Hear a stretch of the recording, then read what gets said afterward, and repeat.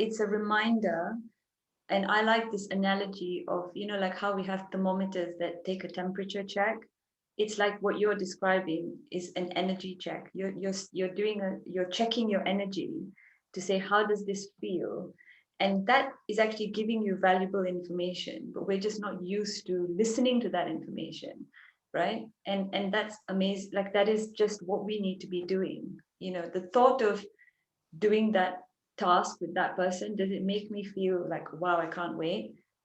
That feeling is the energy check that's giving you information that we're just so used to not paying attention to. And I think that's mentioned somewhere in the course, like early on.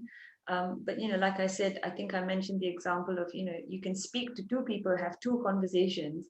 At the end of that one conversation, you could feel light and, release, and another conversation, just you just feel, oh God, like, and that's the energy, that the energy check that you're doing.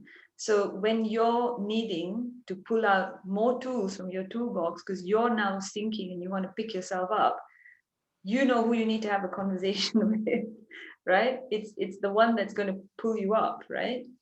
And so yeah, that's a very kind of useful reminder, Rocky. So thank you for that.